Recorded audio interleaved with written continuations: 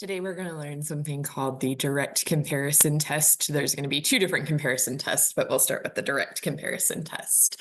And like it sounds, the way that the direct comparison test is going to work is we are going to compare series to ones that we know something about.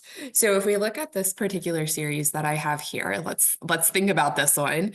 So if you started writing out terms, this is not going to be geometric.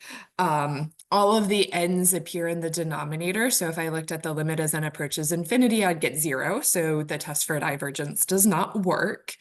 This is definitely not going to be a telescoping series because it isn't factorable. The denominator is not a polynomial. The integral test, we could try integrating this, but I'm not really sure what that integral would look like. So the integral of 1 over 3 to the x plus x dx, like a u substitution is not going to work on that. We just don't know the antiderivative of that. So integral test not going to be so nice. And then this one is not harmonic. But we notice a couple things. We notice that it looks close to the harmonic series and it looks close to a geometric series. So like if we took part of this, then we could get a geometric series. So if we took 1 over 3 to the n, this is geometric because this is going to give me 1 plus 1/3 plus 1/9, so forth and so on. So this is geometric with r equals 1/3. Absolute value of r is less than 1. So this is a convergent geometric series. Okay, so we know how that series behaves, but that's not the series that I started out with. The one that we started out with also looks kind of like 1 over n. It has an n in a denominator. We can't really start that one at 0, but it looks close to this. This is the harmonic series and it diverges. Okay. And be careful that we cannot say that this is equal to the sum of these two guys because the addition is in the denominator. If the addition was in the numerator, we could break it apart into two fractions. So this is not equal.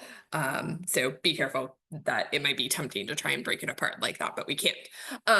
So what we are going to do is we know something about 1 over 3 to the n. We know something about 1 over n. So we're going to try and compare our original series to one of these guys and then see if we can see what that tells us about our original series.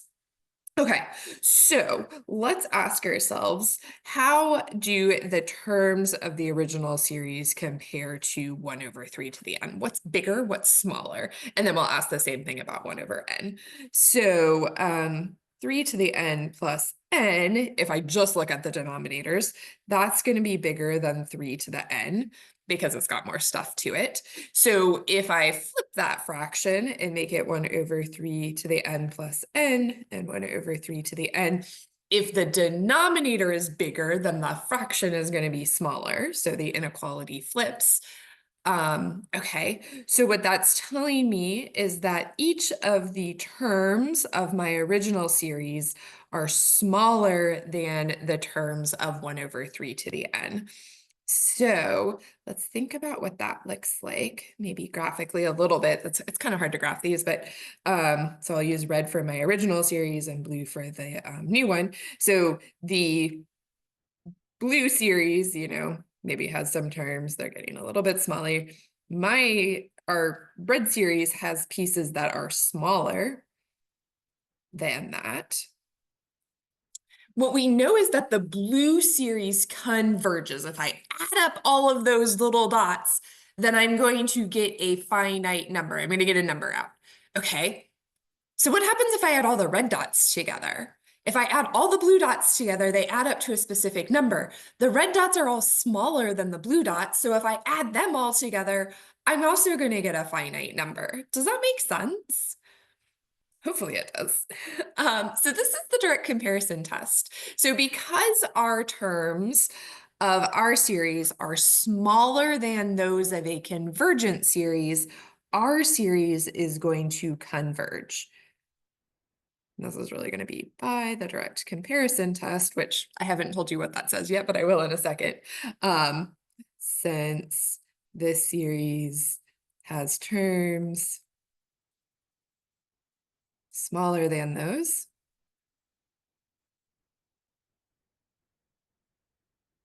of a convergent series. Okay. You could ask yourselves, well, what if I tried to compare this to 1 over n? Let's color that one over in green. Okay, that one diverged. Let's draw the terms. Well, let's do a comparison here again. Okay, so 3 to the n plus n, that's still going to be bigger than n, which means that when we flip the fractions, oops, the inequality is going to switch. Okay, so the terms of our red series are still smaller than the terms of the green one. And the green pieces still get smaller. Okay, but when I add up all the green pieces, this gives me something infinite. Okay, well, but our red pieces are smaller than that. So if I add up smaller pieces, they don't necessarily have to go to infinity. So the fact that our series has terms that are smaller than a divergent series tells us nothing. So we get nothing out of the fact that our terms are smaller than a divergent series here, okay? If our terms had been bigger than those of a divergent series, so if we had had some series with, do a different color, with pieces up here. So if every term was bigger than those of a divergent series, then our series would also diverge, because when I add up all the green pieces, I get something infinite. So if I add up things that are all bigger than the green pieces, then I'll also get something infinite, something divergent. Okay, so let's write down what the direct comparison test says. So the direct comparison test says, suppose I have 2 series. There's one condition that I have to be careful about here, that they both have to have positive terms. Okay, and if we go back up and look at our series that we were looking at up here, everything had positive terms, so it was okay to use the direct comparison test, even though I didn't know that I needed to check that.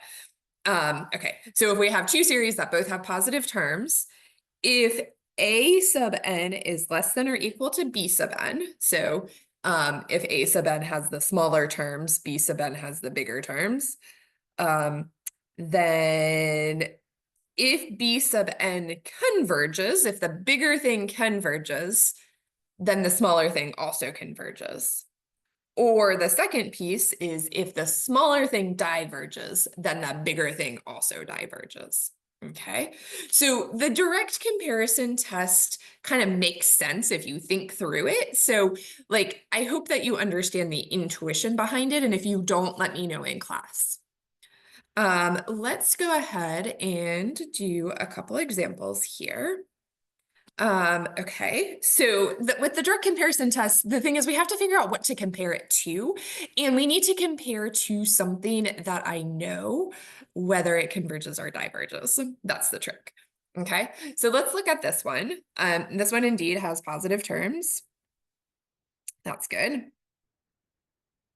Okay, and then one trick, we have to figure out what I'm going to compare it to. And a trick that you can use here is just pick the highest power from the numerator and the highest power from the denominator and see what happens. So let's compare this to the series from 1 to infinity. The highest power in the numerator is just the 6. It's the only thing up there. And the highest power in the denominator is the n cubed. Okay. So before I go further, I have to make sure I know what this series does. So first of all, the series has positive terms. You need to state that for me. You need to tell me that you're checking that both of your series have positive terms. And then this is just a p series. This is a p series with p equal to 3, which is bigger than 1. In a p series, if p is bigger than 1, this is convergent.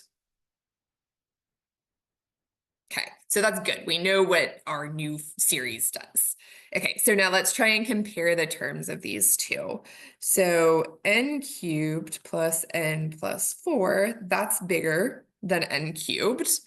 And so 6 over each of these. The bigger denominator is going to give me the smaller fraction. Okay, so let's see. The terms of the bigger series converged. Our series is smaller, has terms that are smaller than those of a convergent series, so this is good. And this tells us that by the direct comparison test, which I'm always going to abbreviate DCT, direct comparison test, our series also converges. And you could go ahead and write a statement that says, because the terms of our series are smaller than those of a convergent series. If you don't write that, then you need to have like all this work clearly stated, which you should have all that work clearly stated anyway. Okay, let's look at this one.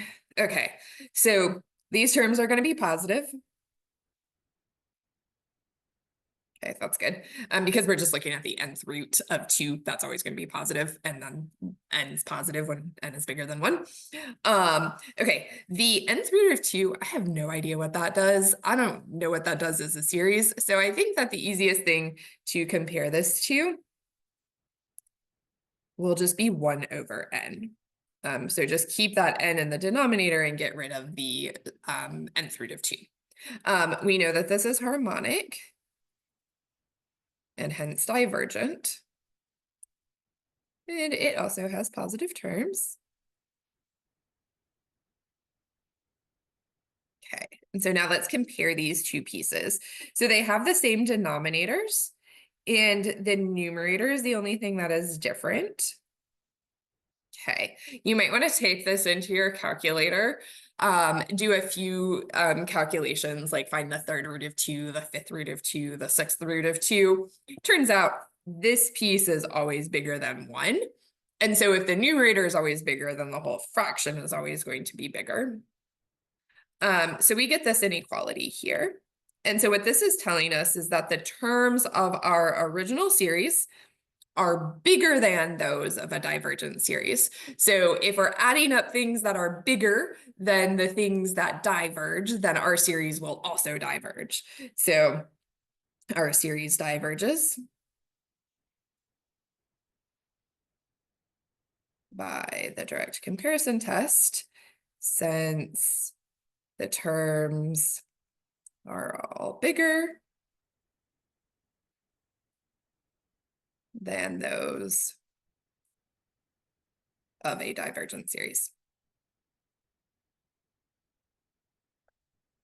Okay, again, if the intuition here does not make sense, please ask me in class and I will explain it as many times as I need to.